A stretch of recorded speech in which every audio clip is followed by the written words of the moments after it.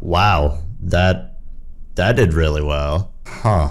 If you want to skip to the actual video, the timestamp is above, then I'll have it marked in the chapters. I just wanted to say thank you for the amazing amount of support that you all gave me on my first major upload. I thought maybe it was going to get 200 views max, so when even now it's still juicing and I'm having new people come in and watch it, it means the world to me. And I'm working on another big video right now, so stay tuned for that, but I hope this one will tide you all over until that one's done, because it's driving me insane researching the thing I'm talking about. Also, when I recorded this video, I'm recovering from a bit of a cold, so my voice might sound a bit off. Anyway, thanks again. The current gen hardware has been out for about 3 years. The Switch about double that amount of time. Since their debut, there's been one giant rotting hole that's been festering in my skull. I feel like I'm getting robbed, both literally and the metaphorical sense. Since the reveal of the Xbox Series and the PlayStation 5, rumors of price increases were floating around. Everybody was a little worried about it, and the common belief was that there was going to be some reasoning on why the games were going to be priced more. I mean, I understand why the prices were increased. The cost of developing a good AAA game these days isn't cheap, and the companies who make these games might not even break even with the game being priced at $70. Well, most of the time it ends up being their fault if the game is bad, or the publisher's fault for having the game rushed to fit into a time period. But then there's Call of Duty and the EA Sports game, especially the Call of Duty games. What really pisses me off is when these games release, it seems their excuse for the last 4 games, price at least on the Xbox side of things, has been the cross-gen bundle. One of the worst excuses I've ever seen. Why do I need access to the last gen version of Call of Duty for the Xbox One? The thing that's completely obsolete and will probably never even be used for nostalgia again, because the Series X and S are just Xbox Ones with everything improved. So why do I get a version of the game which is completely useless to me? This is also a Microsoft problem. Their case situation is terrible, but that's a topic for another video. If I can just get a copy of last gen for $10 less, then why pay for next gen? Just so the game is a little bit worse graphically? For most people, I would say get that, but I like my pretty graphics, so I spend $70 on my yearly reskin game. But I'd rather at least be like PlayStation and just offer the game by itself than trying to make it sound like I'm getting a sweet deal by getting the cross-gen bundle.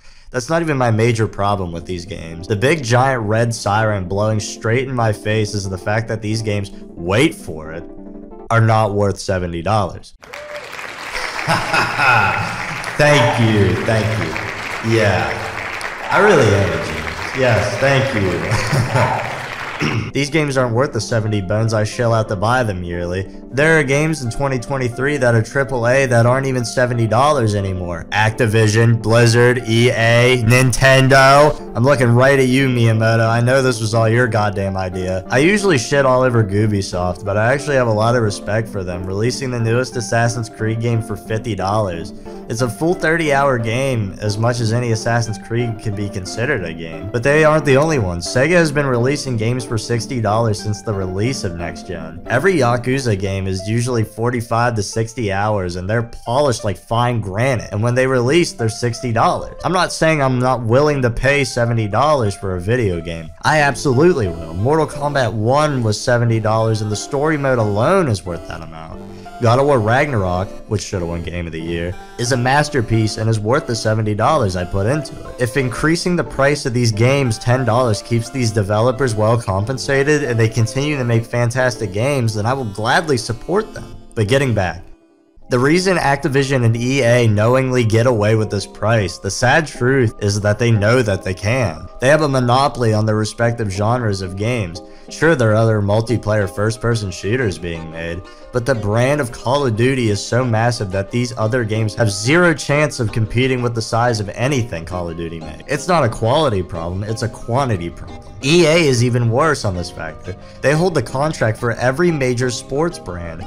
Football, basketball, hockey, MMA, PGA, and F1, along with other racing games. While some of the games that they make for these smaller genres can be good, the games they pump out yearly are soulless money grabbers. They charge you $70 and then make everything insanely tedious to get, so they expect you to pay even more money on microtransactions that don't even carry over to the next game in the series. And the reason why they can get away with this? The monopoly they hold on the whole sports gaming genre. You can't play as the superstars or the teams you want to play as in these smaller games And if little Johnny has the options between balanced, fun feetball game or messy, fucking messy, oh my god, it's messy, $60, $70, $100, fuck it, I don't care, just give me messy. The monopolistic grip of these major publishers on specific gaming genres allows them to exploit their marketing dominance, evidenced by Activision's skilled grip on the FPS genre and EA's control over the entire sports series.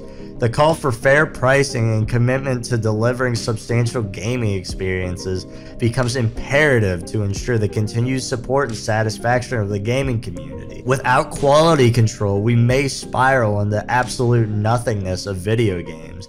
$80 games where it's nothing but microtransactions send shivers down my little spine.